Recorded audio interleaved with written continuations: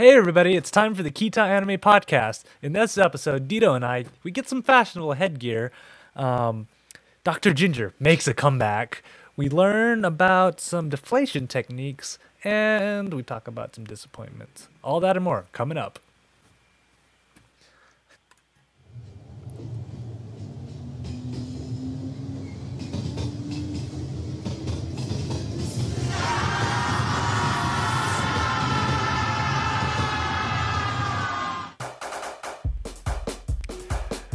It's time for the Ktdata Anime Podcast with Deedo and Ktdata.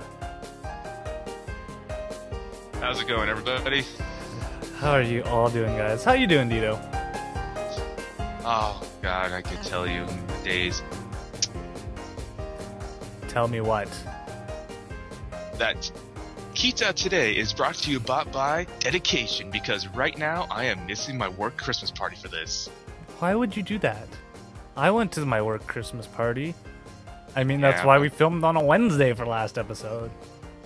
Yeah, but I think your Christmas party probably been a lot better than mine, and I'm pretty sure there's going to be at least one or two people from my work watching this, and they're going to be like, this is what you missed us for? Yes. And yes. 100% awesome. Because I only watched the last two episodes. Sean did this like an hour ago. It's better than me watching C3 and Sean in the past hour.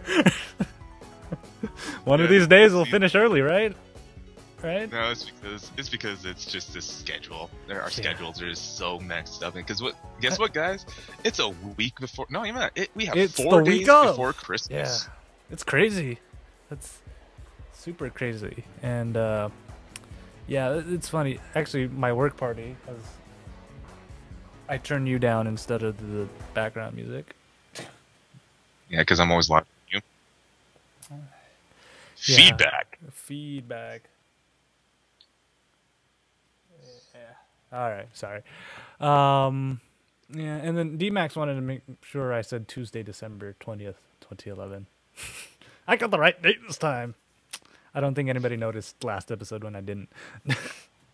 Until we pointed it out. Yeah, whatever. I'll get it. One of these days. I can't read, so yeah. But yeah, I was gonna tell you, because we're professionals. Yeah, I was gonna tell you about my work party.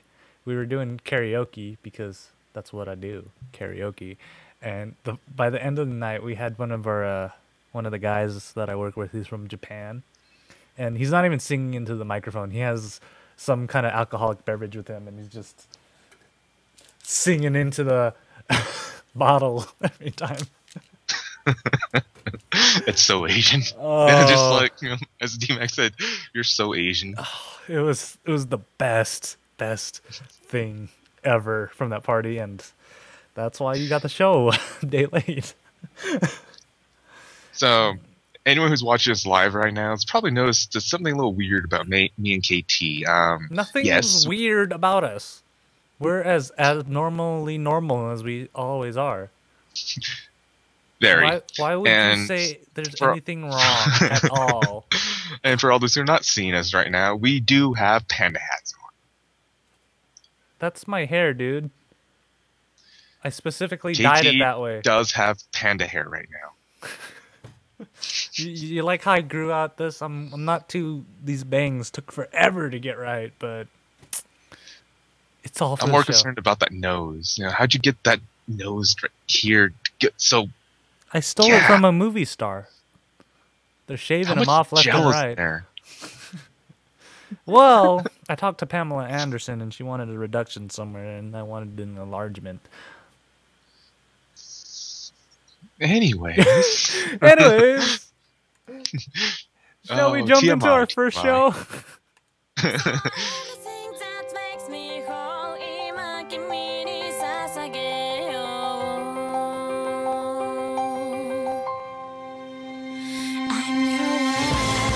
And our first show is Groping Crown, and it's brought to you by Koi. It's not just talking about fish. This is probably one of the funniest things about this show is just because and how much it signifies that. Anyways, last we left off is meeting Shu's mom. A flower saves a ship, and beach episode. Beach episode. Oh yes, and there's a plot twist. Wait. This show has a plot? I thought you said fan service, and groping. That's why I watched it. I lied. Sorry. Oh well. I guess we can follow the story. But the story starts out pretty interesting because they're giving their love fortunes told by their horoscope phone, I guess. thing. Yeah. Like I want a phone like that can do the full like screen thing and the whatnots. Yeah, it's gonna be like our phones, but they extend out into just big screens. You can put something this big. That'd be cool. I wonder why they don't do video calling though. Have you noticed that? If they have these like things, why can't they do video calling? Probably not enough bandwidth. Yeah, bandwidth. They probably go through Verizon. Verizon, Comcast, all of them. I can't stream porn and do video calls at the same time. What is wrong with you people? Funny thing is too, I have both Verizon and Comcast. All of a sudden, you just disappear. Deedo? Anyways, when they're talking about their love stories and love fortunes and everything, one came up with a tiger striped tea kettle. Most random thing. Like a tea kettle, okay, I can understand, but a tiger striped one. Where in the world did they get the idea of that? Yeah, and it's supposed to be it's classified under lucky chance. So I'm just sitting there going like, where is this going? And all of a sudden, out of nowhere, tink, tink, tink, tink, tiger striped tea kettle. And I'm just like, I want one. No, seriously, I was like, I want one. Just because it's so random. Can you imagine someone going to your house, just sitting at your stove, and there's a tiger striped tea kettle? They're going to be like, what? And then you go around, it matches my thong. Yes. Want to see? Oh, that's such a good pickup line. Let me write that down. Want to see my... Wow. Well, so, like, when we first started out, I was like, what? They're doing another school episode? Like, very random. And then all of a sudden they just cut off to the GHQ scene where the dude stole the rock. Yeah, the old scientist, director. Yeah, and they're like, he used his Shu's dad's old pass card to get in. And I'm like, Shu's dad's supposed to be dead for 10 years or so, and nobody had the inclination to take his security card off the door locks.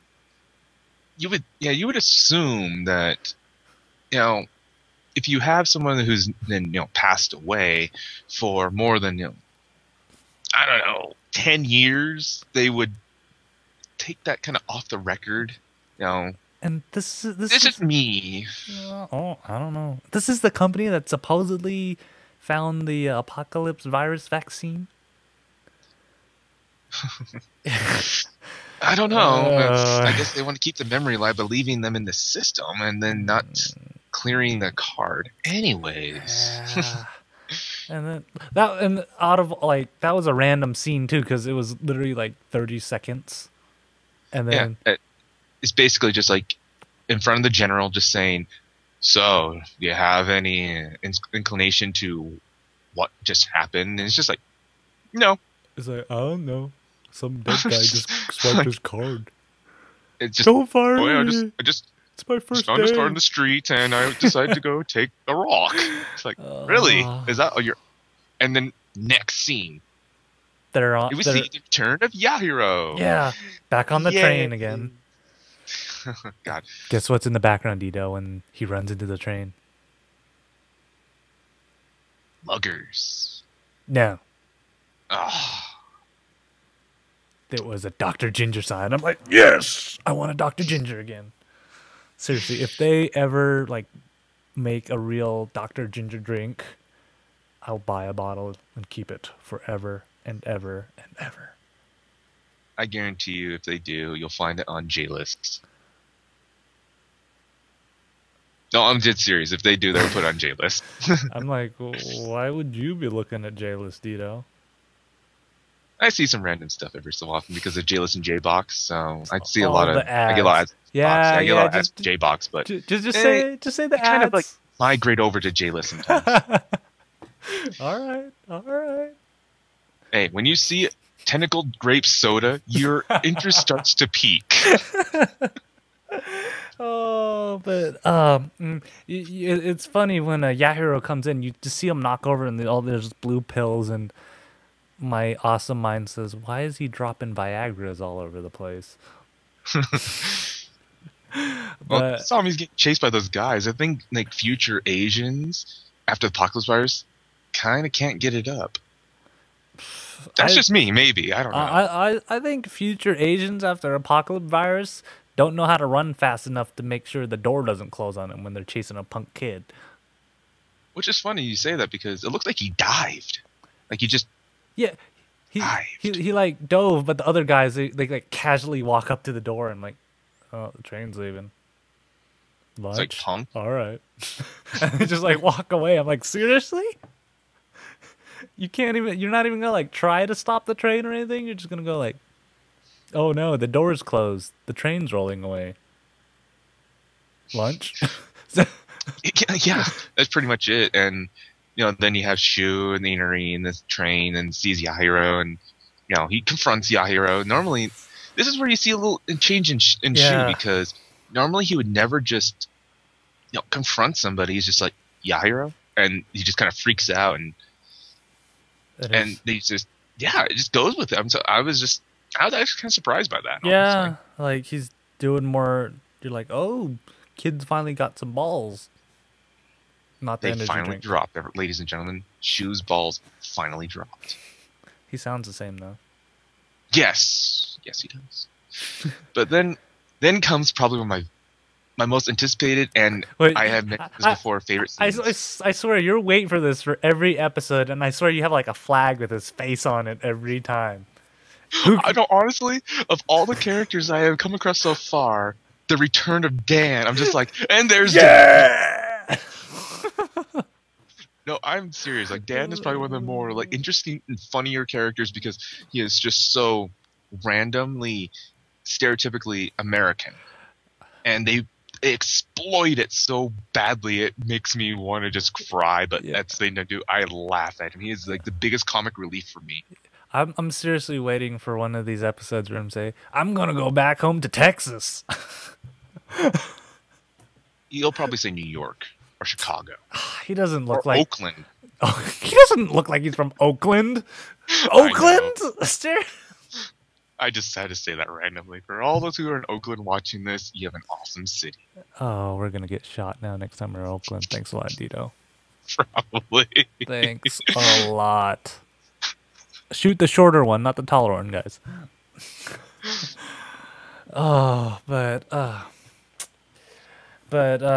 yeah, and then there's just more random stuff. Like, I don't remember a lot of what happened during that episode because I don't think a lot did happen other than Shu going all gung-ho on us. Everything else just was there for filler, to be honest. Yeah, because we do find out that Yahiro needs help. Yeah, so that Shu follows him back to the... It was like an aquarium or something. Yeah, I just realized too, Inari wasn't with him in the train. It was Harry, or Harine, sorry. I just realized that. I just totally foobarred that. It wasn't Inari in there at all. He was going shopping. Good thing it wasn't me. Oh yeah, it's because from the tea kettle incident where their other friends like, oh, I gotta go return this tea kettle back to the prop room. You guys should go shopping. Yeah, that's not obvious at all. If I ever had a friend like that, I'd probably slap him. So Deedo, prepare for a slap some of these one day. No. Worst wingman ever. I just corrected myself once again on my on our horrible use of names because we're professionals. We know what we're talking about all the time. All the time. So, anyways, Shu leaves Harine. I swear to God, it's her name's Hair. Like it's spelled hair, like a rabbit's hair. Hare. Hare, sare, sare. But the thing that I found funny is that after Shu left to go with Yahiro, don't shake your head at me. Oh, I did that like 2 minutes ago. Oh, I just saw you. I just saw your head down. I'm like, oh, you don't shake your head at me. No, actually, I deserve that. I probably deserve that. I probably someone face palming right now. But yeah, they go to like some random aquarium or something, and it looks like a pretty nice aquarium too, where Yahiro's hiding his brother, because we remember from a couple episodes back that's why he betrayed Shu, so he could get his brother taken care of. And we discover that when they attacked the GHQ headquarters, Yahiro snuck him out because they were gonna kill his brother.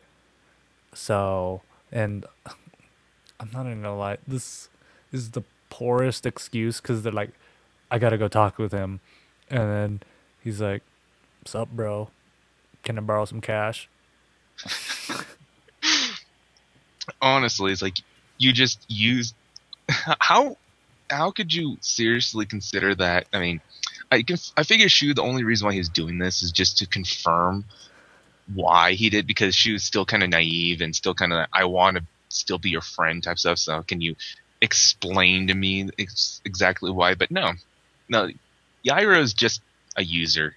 Yeah, and then I was like, if you manage to find your brother, sneak him out of a government, or well, equivalent of a government base that's high security, sneak him into this aquarium that looks pretty nice, but you don't have any cash. Really? Yeah, I know. I mean, yeah, it's this guy is so it's so half-assed. I mean, I can't get around the fact that Yahiro is so half-assed and just can't do anything right. I mean, and of all the people he asks, it's Shu, because it looks like Shu's a high roller. Yes, Shu is a high roller. That like, is if you think how much money it costs to like hide a sick brother and be on the run and stuff, you think you'd go ask somebody who might have some money and not Shu. I know. I mean, you had the gall to betray him, and then after you just happen to run into him, it's like, can I have some money? That's literally like the friend that left you in another state, drove home. You had to find your way back. 3 months later, you're just normally fine, and you just bump into him, and then he's just kind of like, "Oh, hey, bro," Then, can I borrow some cash? Hey, you made it back to Utah perfectly fine. Perfectly fine. Hey, KT, can I borrow some cash? I have a cactar. That's pretty much it. All right, but anyways, and we later on find that, yeah, what's up with that song sheet in the shadow box? Honestly, I don't know, but that better do something with the story soon, or it's I don't know, because they made a big deal. They mentioned it twice, because there was that shadow box incident, and then when he went in the later episode, she has a crystal, not disc, a crystal of it there too. So I really hope that means something, or they're just messing with our minds. Yeah. Well, the thing that really I find interesting about this, and it was on paper, wasn't it? Yeah, it was on paper. It was like as a song sheet on paper in this little, I don't know what to call it besides a shadow box. So viewers, that people are listening, and people who don't understand that, but they don't understand what a shadow box is. It's like that. It's just kind of sitting in there. Yeah, a piece of paper in a frame-like box. And it's just a song sheet. But then is just kind of like, they don't want to use the song. So I'm kind of wondering how the song probably influences something about I'm assuming it has an influence on either. No, honestly, I don't know. I can't help to think it has to deal with like the apocalypse virus, or has to deal with something along the lines with the void. You know, that's the Inari has. I don't know. yeah. It's just I couldn't. It's so up in the air, but we eventually find that Shu is with Yahiro, and they're trying to sneak him out because Shu actually thinks he has a heart and is gonna try and get the Undertakers. Right? I'm watching. The the Undertakers to hide his brother. Yeah, and he's doing it for his brother, not for Yahiro. Yeah. And that's what I find interesting is that Shu is just not understands that Yahiro is trash. You know, lack of a better word, of course, but he wants to help his brother out because his brother still is suffering from the apocalypse virus. Yeah, and he's the innocence.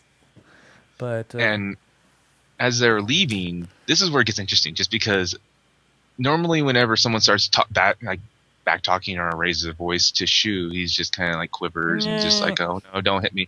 But he's like, say what, bitch? Yeah. No, that was awesome. He's just kind of, and I just find that to be like he wants to actually do something. I mean, like the Undertaker's actually has an influence on him trying to do more. Yeah, he finally takes the initiative instead of just being a call boy. And that was good, but it just happens that the GHQ was watching Shu. Surprise, surprise. I don't even know why they let Shu go back to school, to be honest. You don't think they couldn't find out where he goes to school, right? Yeah. They caught him watching you. Big Brother's watching you, Shu. I don't know. This show has so many plot holes, but for some reason I still love watching it. I have to agree with you on that one. There is a lot of plot holes, but I'm assuming by the time that, because we're only episode 9 right now, episode 9 and 10, we still have another 20 or another 14 to go, 14 to 16 depending on what this one is, but hopefully those plot holes will be filled in because there's lots of questions I have. But I don't know. I still love watching the show, and then that's when going back to the story, you know. That's when the GHQ, they see him trying to sneak out Yahiro's brother. I forgot his name. And then that's when they attack. And this is the first time I've realized the guy that pilots the on-slave or on-lave or whatever you want to call it, the giant robot, giant mech. Is not the same commander guy as the other one, even though they look like so similar to each other. And I'm like, wait a minute, those two aren't the same person? I thought they were the same person this whole time. Oh, KT. But here's kind of the funny thing. I just couldn't help but to laugh at is Shu extracts Yahiro's void because remember he had the scissors, you know, and he oh god, what was his name? Here we go again, like forgetting to put names in, but. After he pulls the void out, there is a light, and then he locks onto the light. So no matter what happens, he fires his fingers. Yeah, which is like a void tracking finger. I don't think it's a void. I don't think it has to relate to the void. I think it just like tracks light, you know, or just like you find something to pinpoint on it, will just track that. Well, I think it was like energy tracking or something when they mentioned it. Maybe it was. Because it's going on to the next point you're talking about is that for some reason the carcinogenic mutation that's on Yahiro's brother emits the same energy. So the kid totally got pegged with a finger. Oh, yeah. With the finger. Yeah, he got harpooned. For all those people who knew what I was about to say. That didn't throw you off, right? Oh, I hate you. You almost made me say it on air. But this is where it gets interesting because the mech ends up absorbing all the crystals, you know, and then it starts what they were calling is a genomic resist or the dude resistance. Resonance. Resonance, yes. Not residence. Resonance. You just said Resident. you said I can read. you said I resident. write this stuff down and I still don't say it. I know right. you're the one who wrote that. I put these notes in for the fact alone for me to remember, and I still don't read it right. You're a bad influence on me, KT. You're a very bad influence on Me me. no speak English. Me read the word that you write and then it come out. That is scary. Deedo-san?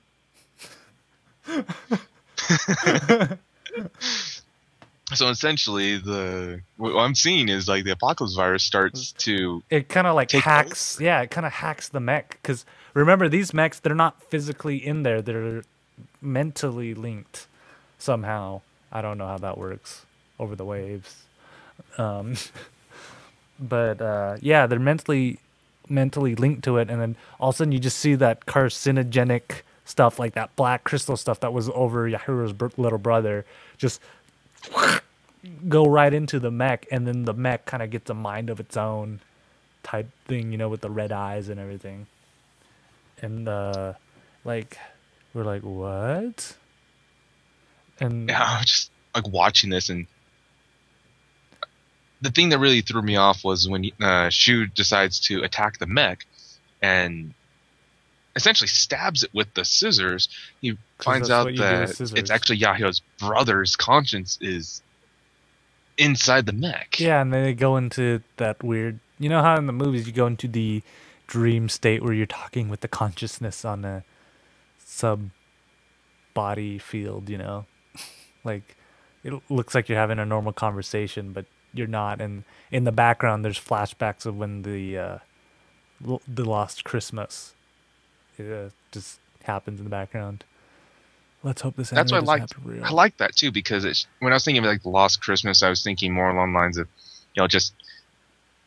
That's just when everybody got sick. Happening. You know? No, it was like a giant explosion. Yeah, like it looked like a war zone, and I just thought like it was not like necessarily just one day. It was kind of like an epidemic which grows over weeks. No, it was just straight on biological weapon, right on one day, which was really crazy. And so what was it supposed to be? 2036, I think it was. Some number about that. Yeah, so it's supposed to be the 2036. I think it was the year. I didn't put that in show notes. I just kind of threw it in. Yeah, laugh it up, Chuckles. I'm not laughing at it. Why are you thinking I'm laughing at you? We're buddies, right? Oh. I can see you. I can see you. Just use me as a scapegoat. You have like an 8-minute delay on me, so I could like scratch my butt and you wouldn't find out until 10 minutes later. Yes, ladies and gentlemen, I have acquired a new skill. I can lag in real life. So what you're seeing here right now, for all those who can see, is actually me in real time. Yep, Deedo looks like a Bruce Lee movie right now. So now we find yet Yahiro's void is able to cut human lives. And how would you explain this? I mean, so like apparently the way you see it is their life force is shown around them as kind of like a chain link, and then the large kitchen shears that Shu has the ability to go snip snip. Even though when you think snip snip, I think of something else that doesn't sound too pleasant, but we won't go into that. And so they're still in that dream consciousness state, and Yahiro's little brother's like, kill me now while I still love my brother and I look up to him and I still see him as the big brother who's selfless and does everything to take care of me before I start to hate him and see how much of a burden I am to him, kind of thing. And then it's just kind of like snip, and it's done. Yeah. It was not nearly anticlimactic as I just made it, but there you go. So Yahiro's ability to cut lives, that's how it works. Yeah, on this astral plane, if we want to call it that. Or something. But yeah, they don't really go into detail. It's like because of all this all this stuff that Shu's been seeing, he's been getting like the weird dreams, like flashbacks of the days of when he, like the apocalypse virus, and like seeing people turn into crystals. Yeah, and he's literally having a post-traumatic stress disorder where he's just everywhere he goes. That's what he sees, and he starts just freaking out. You know, I was waiting for this episode. When I first saw that conversation, then kid, I'm like, oh, the next episode, he's just gonna be going, ah, and just go insane. And that's funny thing, because that's what the first fourth of the episode was, is like Shu freaking out. And yeah, he can't, every time he goes around, when people approaches him, it just freaks him out. And what's her face, Hare, she's like taking care of him essentially during that time. And all of a sudden Guy shows up with ISA, right, I think. Yeah. And they're like, we have another mission, blah blah blah blah blah, and he's like, I quit, I'm done, I'm out. Yeah, because the episode starts out with them starting a mission, and at the moment he's trying to get to Inari's void, he just stops, freaks out, and then literally runs away screaming. Red Badge of Courage style. Yeah. That's what when he did that. That's the that's best way to describe that. That's literally what I thought. Red Badge of Courage. Bam. And I'm like, oh, no gropey. Yeah, he just kind of like stop. And just, poof. Yeah, you froze right when you did that. It's perfect. Yeah, I know. Perfect timing, Deedo. How do you do this? Because you're a professional. Because I lag in real life. For all those who don't know what we're talking about because they can't see us, check our video out. Watch the video version. If any episode you want to watch the video version, watch this one. But yeah, so he runs off, says I'm done, and Guy's like, you're dead. Well, he shoots out, he wastes a bullet. I don't know why. Every time I see like people do that, I'm like, you just wasted a bullet, and you're like having a hard time getting supplies. Why would you waste the bullet? Well, this isn't a zombie apocalypse, so wasting a bullet I don't think is that big of a deal. Who knows? They could all turn into zombies any day. Funny thing you mentioned that too, because later in the episode we have a little. I want to mention that again, but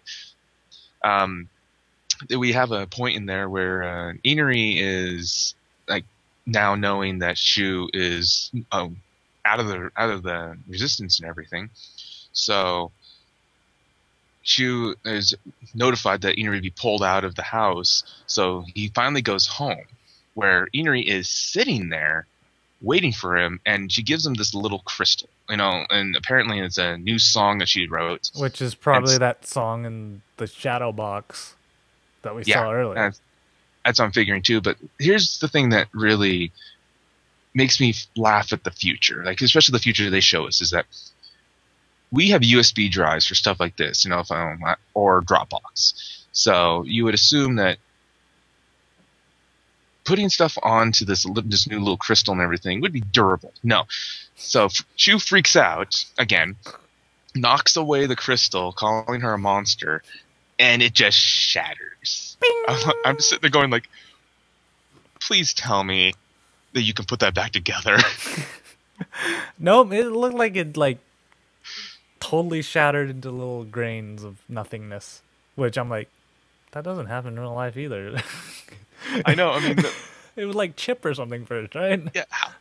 So I'm thinking, if it broke just by getting dropped on the floor, just think how much damage it'd do if you put it into like the fancy phones, or like that PC that he has in that old warehouse ruin thing. How that would suck. Yeah. If I got my USB drive stuck in my computer and everything, all I have to do is get some those pliers, done, easy fix. Or take out the USB drive hub. I mean, that's not that hard, but that crap, I just crushed my life savings of pictures I've taken. And that's why people always back up your data. You never know what's going to happen. I'm just telling you. Back up your data. All right, I've done my PSA for the day. Remember, everybody, KT says, back up your data. I see what you did there. I see what you did there. Yeah, yeah.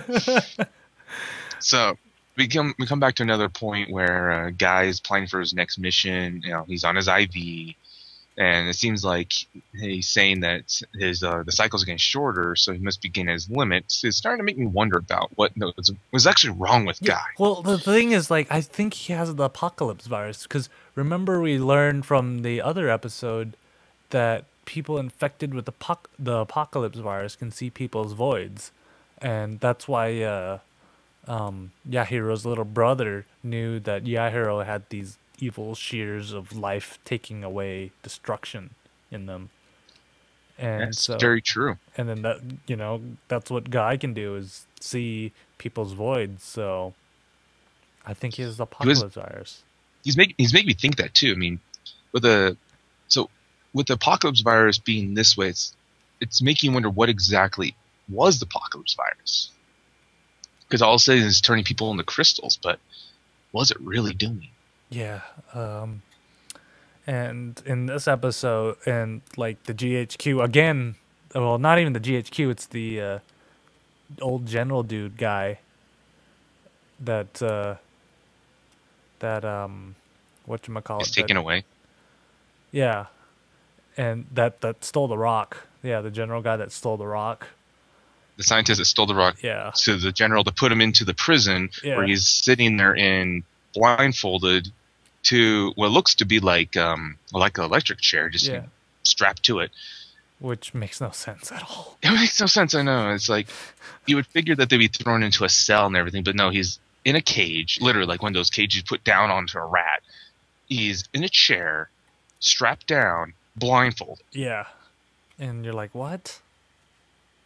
Yeah, I hope they explain that a bit more later on. They probably won't. I was expecting they're just going to come and just like, just go in front of him, just fire at him, and just kill him right there. Or he's gonna do a coup or something. But, he's gonna do a coup, and here comes the funny part about it too. That I find this to be like the reason why I had this the ad, because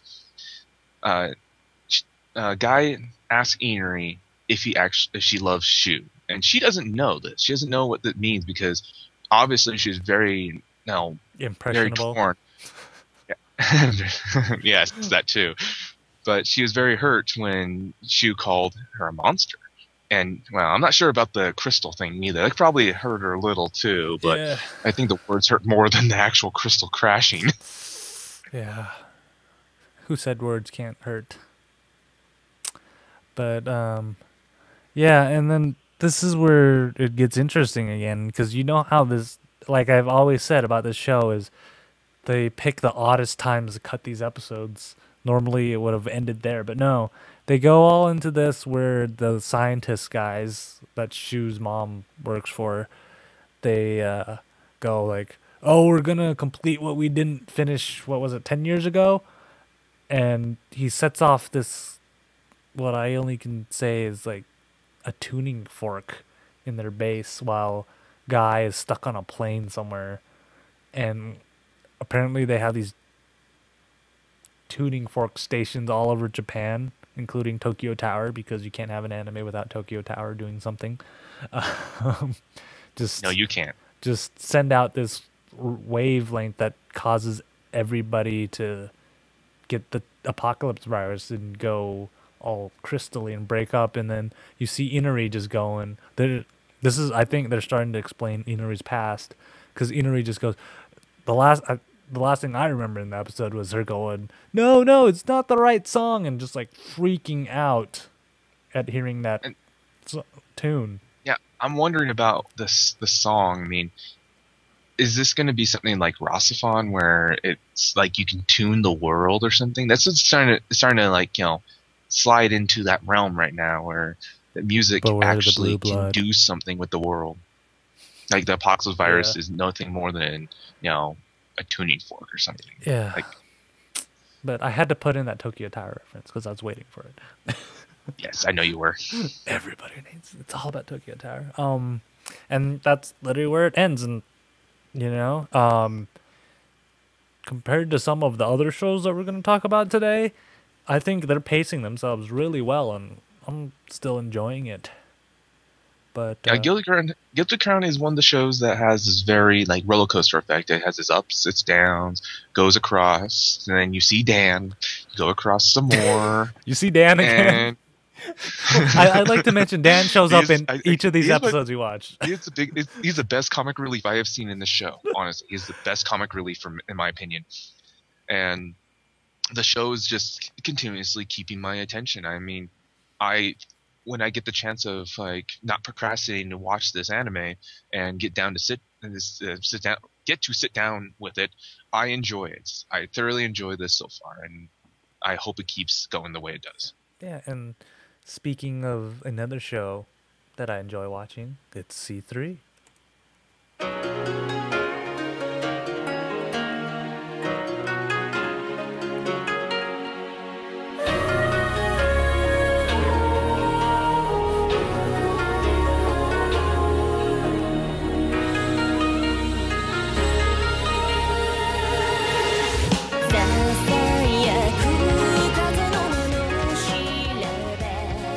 C3 is brought to you by the Humble Breast Alliance. Comrades, assemble!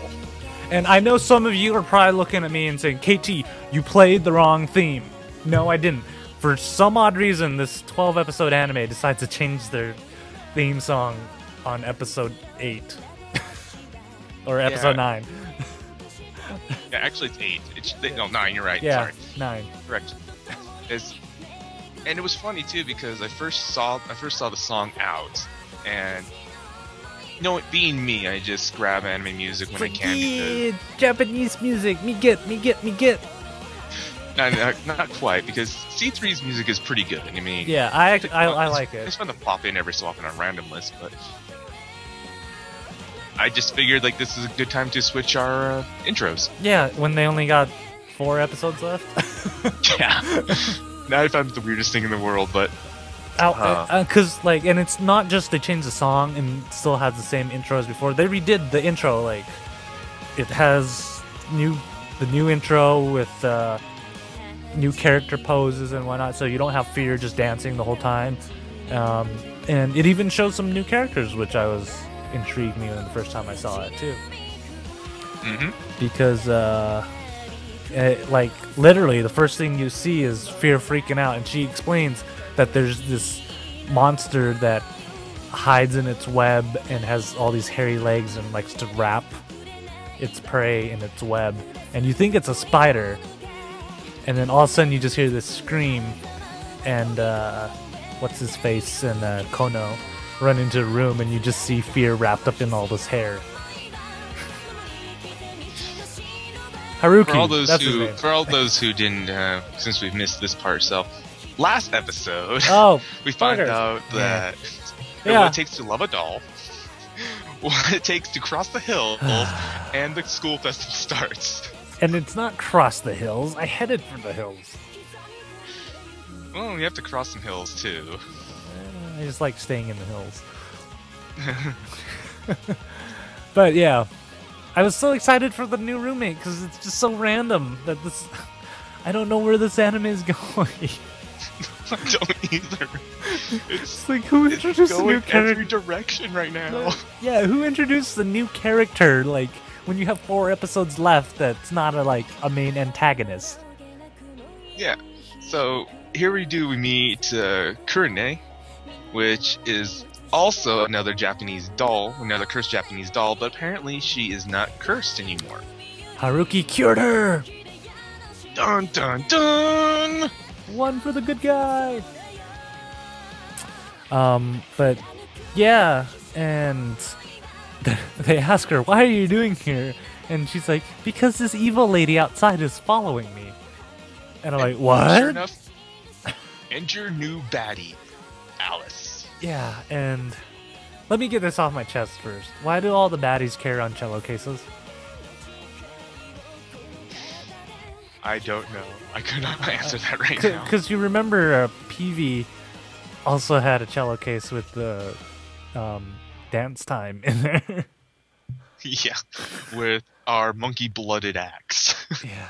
Um. But yeah, so it's Alice, and she's like, "Well, I'm very polite," and you think, "Oh, we're gonna get another epic battle right here, right now," but she's like, "Oh, I just, wanted you to come with me to the family." Or I want you to come with me to the family. No, well, not right. Wrong movie. Wrong movie. Bad KT, no cookie. Yeah. So, and of course, they say no because when do they ever say yes to the bad guy? And, Fear pulls out her little man drill thing that whatever. You know how she goes into all these numbers that I can't keep track of, and they all have crazy names. And I know the word man and drill was somewhere in this one. Think good men love drills. Think good thoughts, Deedo. And and then the lady and Alice is like, okay, I want to ask you to come with the family if you come with me, Fear. So, which leads me to believe that the mob somehow now likes to collect cursed items to use their bidding. Because it's not the same group of people that PV sent either. Just to make that clear, it's yet another rogue group, and man, they I swear they just make new enemies because they feel like it. Yeah, it's like all of a sudden, here we go, we have our cursed dolls, now, and then all of a sudden we have Cello Case Woman. I don't know where they're going with this. I mean, it's 4 episodes to the last, and also and what apparently is like the new villain, the new antagonist. They took in almost 6 episodes just to get PV. Yeah. So, if it goes by the pattern, they should finish it out with this lady right here. Should. But, and then, this lady is, polite to annoyingness. Because you think there's going to be a battle, and she's like, well, I will ask you again, Fear, and she just walks off. And this leads me to the next thing, too, because Fear is a cursed cube. Is she really a cursed magnet? I mean, she's attracting all these creepy, freaky people. And so I just can't help to think that. Anyone else seen this? Yeah, I don't know. Because I was really hoping we'd get to this point where Haruki's dad just starts shipping him more people. But no, these people just appear randomly now. Yeah. Anybody remember that Haruki has a dad? And that's how Fear got there in the first place? Yeah, I think Fear's now the Field of Dreams. If you build it, they will come. Yeah. Honestly, that's what I'm starting to get from this. It's just making me laugh from it. Oh, I still love it. And then, you think they'd be all freaked out about that, but no, they go, and they're just what's her face, Kurohi, or Kuroi. Kirika? No, not Kiriko. The new girl, not Zoe Deschanel. Oh, Kurene. Yeah, Kurene. Kurene. She's like, oh, I think I'm gonna open up my hairstyling salon again. Which this is funny. It's this character who's just been recently introduced. Apparently, just went to travel, and before all this, was a hairstylist. Yeah, and this is what gets me is her salon is still boarded up where it was before. I mean, everything about this is just wait, what? Yeah, and of course everybody in the town has this mad crush on her, and when lowlies. And it's funny, it's really funny, how that happens, because I'm gonna skip around a little bit, because to be honest, both of these episodes kind of blend together, but when everybody finds out apparently there's a fan club, and the president just comes by and it's like, I can't believe I'm late. Here's some assorted batteries. Of all the things you can give to someone as a welcome back, here's a bag full of assorted batteries. I'm just like, what? I know. I'm like, what? Huh? I mean, everyone else gives her flowers. They give her like food or fish or something. Here's batteries. Yes, I like. Oh man, I'm really tempted to give somebody batteries for Christmas now. I'm gonna go into like the battery shop down the street here, just buy a random sort of batteries and just be like, "Here you go, Merry Christmas. KT, Merry Christmas. Here's some batteries." It's just so random. It suits me very well. And then another part of this episode is Kirika, Miss Bondage.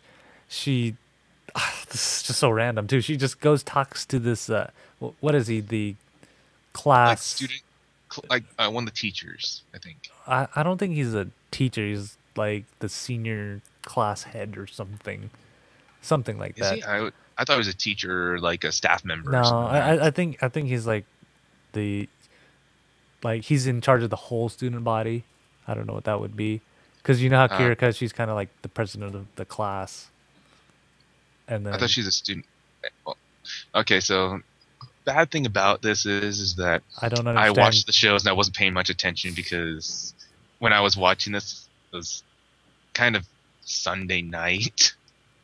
So I was trying to like throw in the key points I'll try to remember. So I can't. Yeah.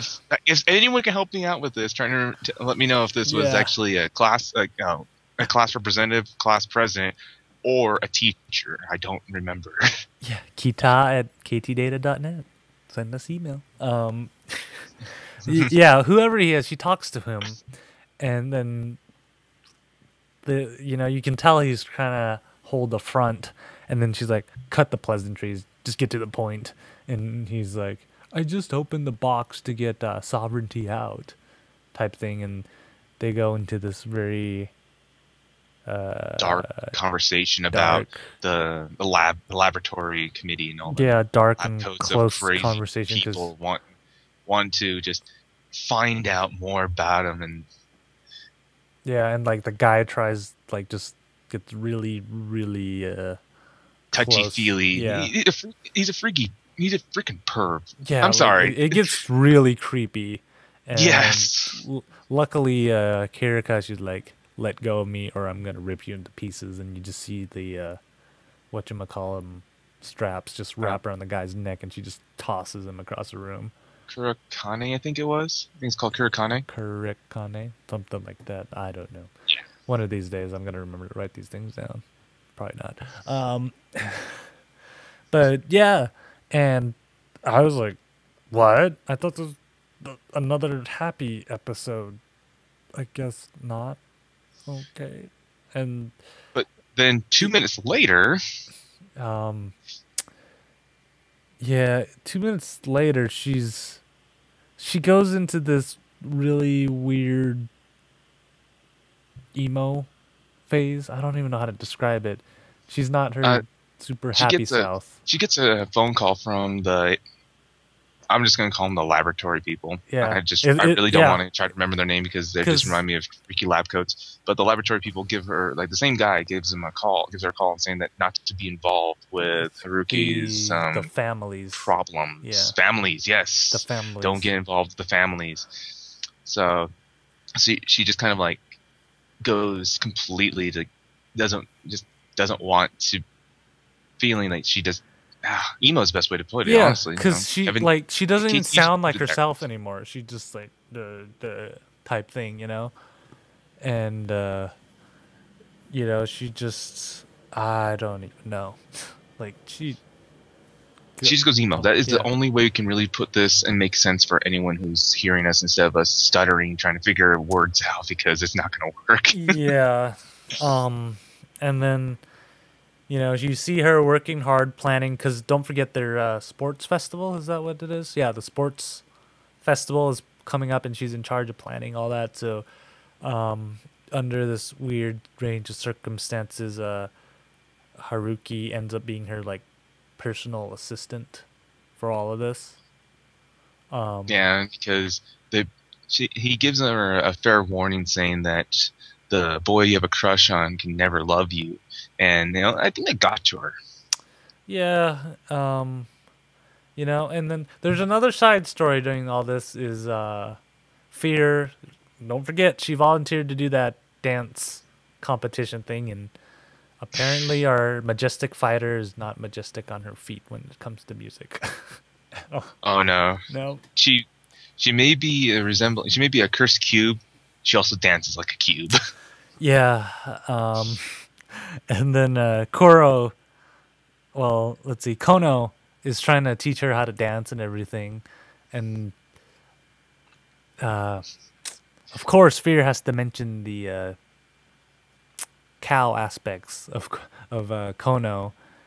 And Kuro goes like, yes, we are majestic women that don't need to hide behind large globules of things. Essentially, yes. Yes, and they make the Humble Breast Alliance. Yes, and I found that to be just the funniest thing too, because the moment they establish this too, Fear gropes, just wapow. Yeah, and then they yell out, deflate, deflate, as if they're like water balloons or something. And this is where the show gets so. This is the reason we're calling the show so random, because it'd be totally serious and all of a sudden fan service, like not even consistent with one another. Just boom. Yeah, and it goes from there, and then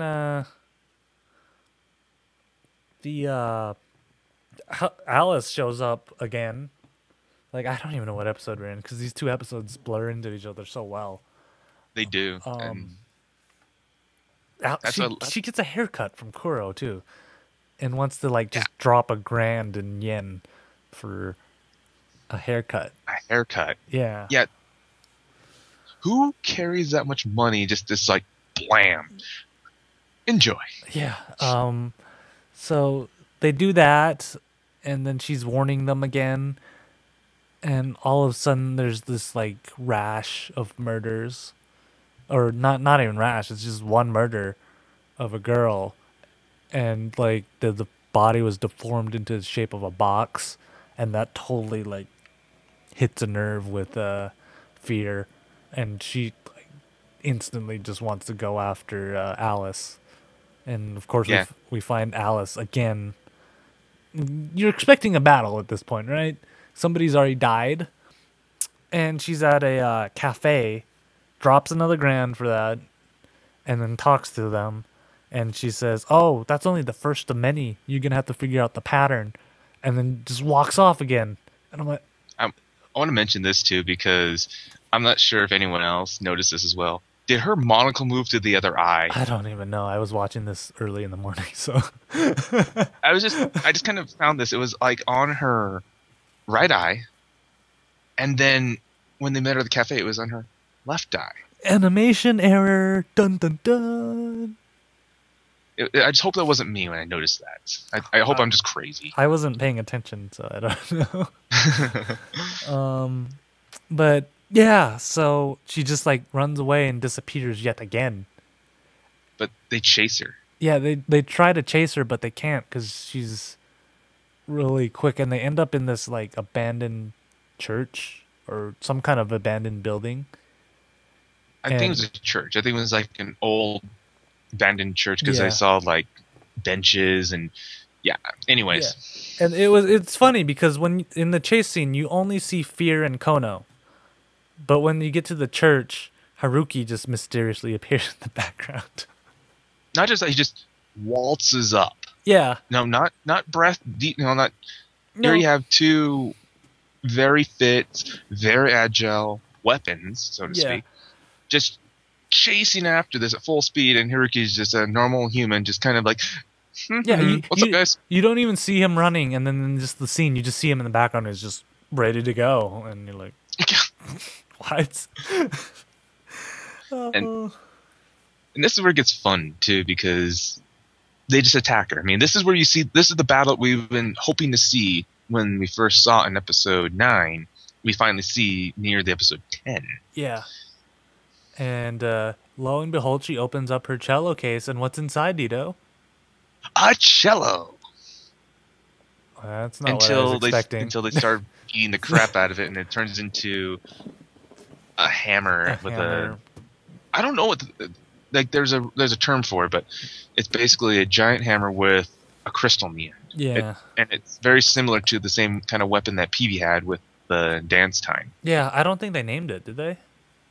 I didn't catch a name at least. Yeah, I don't think they named it, but that's her little weapon, and she does this one smack, and it totally demolishes the church. And for some odd reason, everybody's concerned about Haruki's well-being during that time. But all of a sudden, this coffin just appears, and he pops out of there, and he's okay. And apparently, Fear has, what was it like? It was like number 24 or something. And she goes she goes into 24, 27. Yeah, she goes into this like regret phase, explaining to him what it is, and it's kind of nasty. It's this coffin where it locks you in, and then the bottom of it just turns on fire and burns you to death. Which, just, I don't even know why she went through explaining it, but just hearing that torture device, I'm like, ugh. Which is funny because Haruki can't be affected by curses, so that means that whatever Fear puts him in, like the coffin and everything, it just doesn't affect him. Yeah. Which is, I wonder really about his, like, what he is, because we see a new side of Kono. Yeah, because he bleeds and stuff too. So I don't know why he wouldn't burn. Yeah. That would make sense. Yeah, it's the story's getting more mysterious, at the same time too, more random, and it's becoming that show where we have the new character turning people into boxes. We find that Kono has another side to her. Haruki is apparently really, really agile, doesn't want to show it. Yeah. And we still have stuff about Kirika that we haven't even talked about yet either. Yeah. And they only have 4 more episodes, or 2 more episodes after this, after we finish talking about it. And like, I'm just getting the feeling they're gonna have a season 2. I hope they have a season 2. I enjoy watching it. Yeah, and the story doesn't even end there. It continues on because after all this happens, Kirika comes in and just basically grabs Haruki because she's at this point already exhausted, exasperated. Yeah, and she's like pushing it. Passes out basically. You know. And she gets taken into the nurse office, and nurse obviously plays more into it than it is, saying that only my girlfriend, only because she's like, I gotta take her clothes off. Yeah, we have the nurse of not caring. Yeah, with her Pocky. Pocky sighting though. I love Pocky. Yes, you did. Pocky. Eats. Good. But I don't know where you find a nurse like this. Seriously, she's the most lackadaisical and laid-back nurse I've ever seen in my life. Yes, I don't know where they find these people, but she's told by the superintendent to be as nice as possible to Haruki. Anyways, we find that Kirika wants to go home. Because she comes to right before. Just before the nurse is going to examine her. Yeah, so they take a taxi home, and then you can explain this, because you left me a note to let you explain this, so you can explain this, Deedo. I'm going to let... you're commenting, though. So after Haruki takes Kirika home, she says, I'm going to do something naughty. And this... If people are watching this C3 up to where we are, they put a lot of suggestive innuendos to everything that they have. To everything. But in reality, what it is that her Kurokane, I just want to call it that because it's the snake rope thing, is a cursed item, a cursed weapon that will strangle the user. And since she has that bondage gear that allows her not to die from external wounds, it is, just watch. You'll understand it when you watch. Those who have watched, it will find it to be very a very I go have for it, Kevin. I have to give it to the animation crew for their unique way of showing what happens, because it makes it just feel so much more worse, because you actually don't see what's happening for most of it other than a silhouette, but what they do show on screen, it just makes it feel so much more real what's happening. And this is just one of those things that you have to go see it to understand. Just like when Marjorie and Shauna was just freaking out. This is another one of those scenes you literally have to go watch and see, because it's I'm getting goosebumps thinking about it right now. It was pretty creepy. It Yeah. was.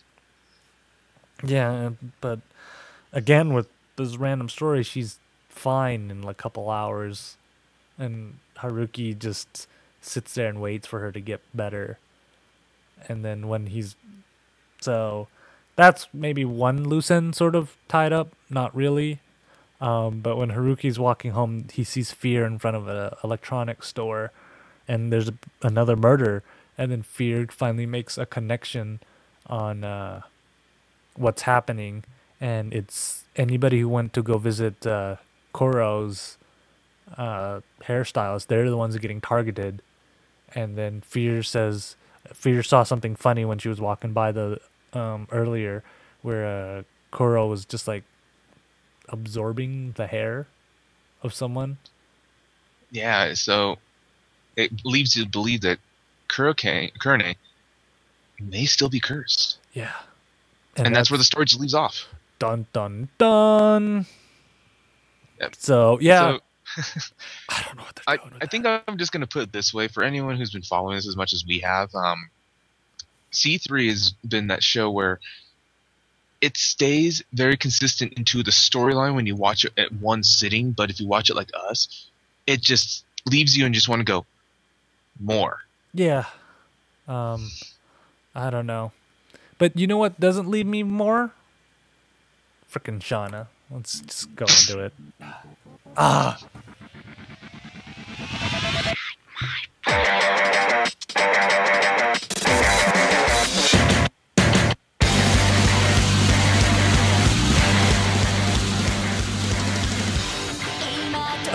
Shauna section is brought to you by Dimensional Distortions. You can feel them anywhere. Under the sheets. I didn't even see you put that in until now. I had slipped that in. When we last left off, Shauna still completely useless. Where am I? What the hell just happened? I don't know what just happened, but everything just got deleted.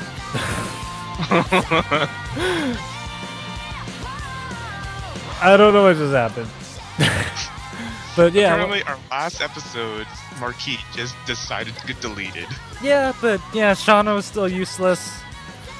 Again, at the end of the 2 episodes we watched, it was getting exciting because Carmel and the Fire Lady and the little kid were attacking Ball Mask's headquarters, and we're like, all right, this is the epic battle that we've been waiting for. And what is the other guy's name? The Flame Hazes. They were preparing for battle, you know. Yeah. I was all excited. Yay, yay, yay. And then disappointment set in once I saw this episode. Yeah. Unfortunately, when we get into the episode, they're just doing more story explaining about what's going on in the series. They're saying that then the 2, like, Ball Mask headquarters and the place that Shauna grew up in, Carmel trained her, which is Tesuku. Then you had Shuriden, which is the Ball Mask headquarters, were once a pair, and when they get closer, a magical they kind of reassemble again. Yeah. So they use this as a deterrent to this how they got into the Ball Mask headquarters to begin with, when we see in the last episode. Yeah, and unfortunately, we don't get this epic battle that we're even waiting for in this. I would have to say a good chunk of this episode is either they're sitting, one group sitting in an airplane, another group's walking, and the most half-assed battle I've seen in a while. But we do see Carmel's a ninja. Yes. She just could, she's not breaking a sweat and just running extremely fast and no one can see her. Yeah, she just puts an unrestricted spell around her and Just apparently goes, turns her invisible "Do-do-do-do-do-do-do." and just running between people, just trying to find Shauna. But then we have got the kid is referred to an old man. I'm sorry, I'm going to refer to him as a rock Gundam. Yeah, because he makes Gundam sounds too. Because you go, That's I'm like, those are Gundam sounds. Which I don't. it wasn't up until when that perfect defense from their guardian goes over the mirror, over the God gate, and it wasn't up until when they gets thrown up there and he flips, fire boosters come out of his feet. It wasn't up until that moment I'm just like, it's a freaking rock Gundam. It's a freaking rock Gundam. Yeah. And then it turns into Panda Z somehow. Rock Panda Z. Oh, look, Panda. Panda! Free the pandas! Free the pandas! But yeah, so yeah, and then the flame lady. Oh man, we are so Rebecca. horrible at names. Why didn't we write anything down? I did. I put Rebecca in. Rebecca, as my microphone mic. falls over. Apologize for that. Yeah, and God, I really wish this episode happened sooner. Shauna finally, they have to move her because they're getting attacked and everything, and Shauna finally gets enough courage because her maids are just, the roof falls in on them, and Shauna finally makes her move to escape, and she gets the whatever you would call it, her sword finally reacts to that, because she's still wearing that little bracelet chain thing that is restricting her from using any spells or whatnot, and she her will apparently is just reflected in the Shauna sword. Is the best way I could say it. Oh god, I had the name just a second ago too, but And yeah, then and Shauna. And she just turns. Forgive me, I completely Yeah. spaced the name and actually know it is the worst part. Yeah. It's just not coming out properly. But here's the thing that really that found interesting in the first season. And then she just You saw the Mystis that was holding and the sword. and then she just it turns into this being, and just pretty much slices up half of Ball Mask's internal defenses. Yeah. And what I thought was that Shauna beat that Mystis that was holding the sword too, which was known as Tekamo Iku, which was just known for he was like a well-renowned swordsman at the time, and just always finding the stronger opponent. Where Shauna beat him, I thought he was just gone. I thought that she beat him and he was gone, but he resides in the sword. Yeah. And he just comes out and goes after the and then just Find his master. and then the guy who's in charge of the defending the Ball Mask base totally just gets chopped in half easily. Yeah, most anticlimactic way of dying too. Tenko, and I'm just like, oh yeah, he's pissed. Because you think that because they tout him for having the most awesome defenses, and he just gets sliced down, and all of a sudden you see the little cover thing over the God Gate just disappear, and everybody's going, "What?" And I find this to be kind of anticlimactic because he was known to be like the guardian. That's perfect defense. Like the old man's rocket stuff. He just couldn't do anything. Rebecca couldn't put a scratch in all those defenses. I mean, and all of a sudden here comes, Temko and just slice. Yeah. Like butter. And well, yeah, that was just a stupid way to get rid of him, to be honest. Um, and then when that happens, of course, the old man just does the old Mazinger thing and just shoots out his rocket arm and cracks open the invisible wall, so now everybody can see where the ball mask base is in the world. Yeah, so I just find this to be the most funny thing too, because it is a rocket punch. Yeah. Anyone who has watched any old mecha, any of the old Japanese mecha, knows this and will appreciate this. Yeah, to some degree. It's crazy what he does, because it's like literally that's all I got from this episode, to be honest, is that it was a homage to the old giant robos and the getter robos of Japan. It really anime. is. Yeah, because the rest of the episode is kind of boring.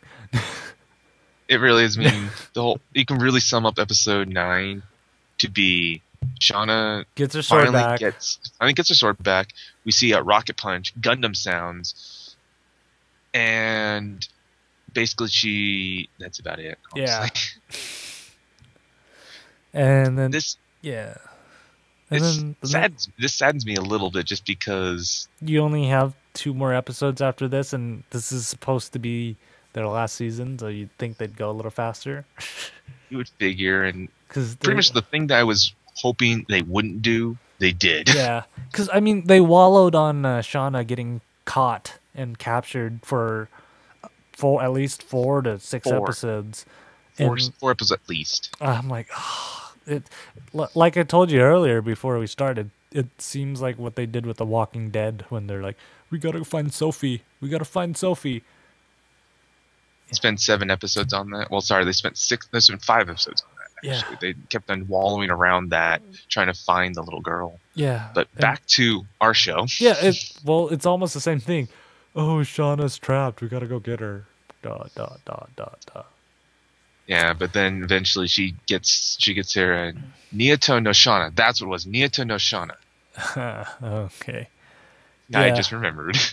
Yeah, and then so she gets that, and then in episode 9, we see Shauna slashing up the place, trying to get out, and Carmel's like, dang it, I couldn't go get her.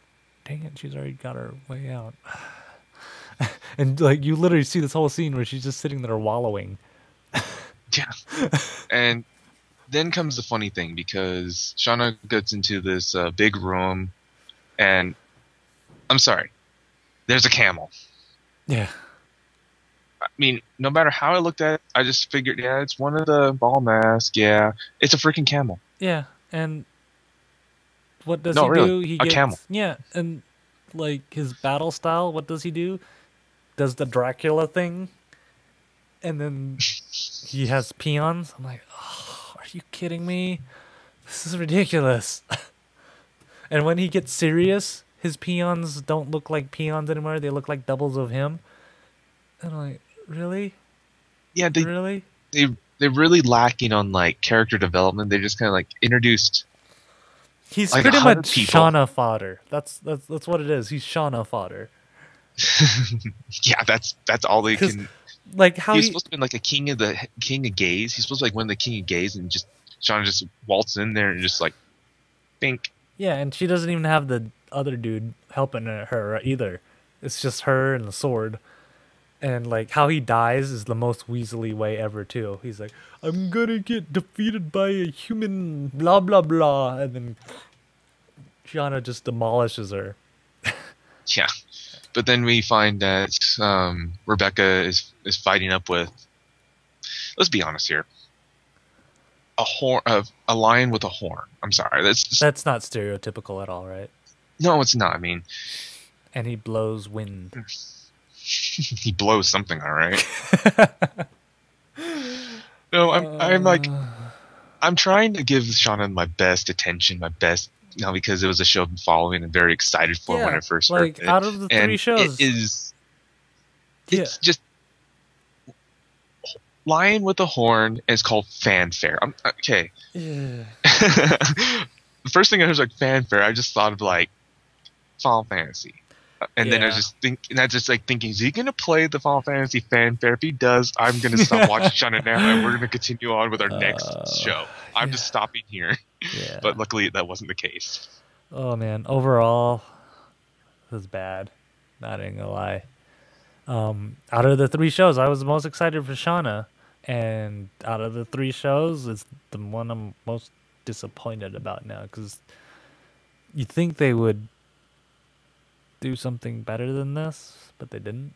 I know you'd figure that with 12 episodes, they wouldn't have put 24 episodes into 24 because you're seeing a lot of story development that's very pushed. Yeah. You're seeing flame haze bombs. I'm sorry, because once the barrier's broken, you're just seeing like dozens of of everybody's planes skydiving circling, without a parachute, and they're just it's flame hazes. It's a flame haze bomb. I'm sorry, and using commercial airplanes too. That's what got me. They're all in commercial airplanes. It's not even like the giant helicopter ones you get. No, it's commercial airplanes just, and they're jumping out with no problem at all. And I'm like, oh. Yeah, and first thing you see is one of the generals come down and build a castle. Yeah. Just boom, castle down. Yeah. And the only thing that really interests me in the fact alone is that Shauna is learning to actually control her powers. I mean, before she just kind of did what she was taught, but didn't know the meaning behind it. So she's becoming stronger with every second, and it's something that should have happened last season. But it's like they're cramming this all into the 2 episodes. I mean, we have 2 episodes left, people. Yeah, and 2 episodes. And the thing is, if you noticed, Yuji doesn't even appear in one of the episodes we watched this week. Yeah, he appears once, and that was when they're in the God Gate for like, no, quite literally, I think it was for 20 seconds. Yeah. Like Yuji pops in there for 20 seconds, has maybe not even a paragraph, like he has an ad campaign of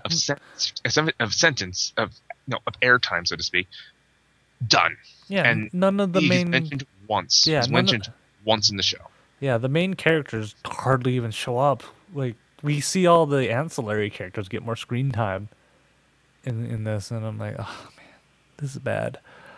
Yeah, for everyone who is following Shauna with us, I mean, it is like for what it is, I can see being fine and everything, but for what is become and what I was anticipating, it's been very lacking. Yeah, I still enjoy it. I still enjoy it for what it is, but since we're dissecting the show and everything, it's very disappointing for what we're trying to break it down as. I have to force myself to watch these episodes now because I'm like, oh man. These last 2 episodes, I'm hoping that they'll be better. Yeah, I mean, we're gonna have to finish this up. I'm hoping for some miracle. Note, for everyone who is watching us, please let us know what you want to see because next episode we got need nothing. something. I'm gonna, I don't know. We'll start reviewing Pokemon or something if you guys don't pick. I could start reviewing flower arrangements. Don't give me a look. Okay. I'm gonna start showing you paint dry. I'm gonna just paint the canvas white, and we're gonna watch that for an hour. Ain't that exciting? It might be more exciting than the Shauna series right now, but if you have any suggestions on what anime to watch, Kita at Ktdata.net. Guess what, KT or Deedo? What is it, Deedo? I mean, KT. I was thinking of the email address still. Guess what, Deedo? We are. It's a show. We're a little late today because I ran into some technological issues, and yeah. But we didn't watch the show when we're supposed to, so we did it just 2 hours ago. Yeah, yeah, that's how we roll though. But remember, we always record these live around 7-ish or to so 10 to 10-ish usually Mountain Time. We'll start around there. Yeah, ktdata.net/live. We're always there. Check out ktdata.net for all the news and reviews of geekery. I mean, Deedo's car got featured in a French magazine, wasn't it? Yes. If there's a review on the Ktdata.net about the Itachi cars that I was interviewed for, because all the information's there, and for all those who actually seen my car and know my car, that's a very mild Itachi. Mild mannered, like Superman. During the day and during the night, it's my driveway. Yeah, and our next episode is actually January 3rd. So in the new year, in the year 2012. That's going to be great. Yes. For everyone who's going to be seeing us in the new year, we wish you happy holidays. And hopefully you get some good swag and stuff for Christmas. Yeah. I know. Have a safe New Year's. Don't do anything irresponsible, because we only got a handful of people who listen to this, so every one of you guys matters. But have a fun, safe holidays. Deedo, as always, thank you for dealing with the procrastination and everything. And I always have fun when you're here, so I'm not much different from you. I don't know. All right, guys. We'll see y'all later. Take care.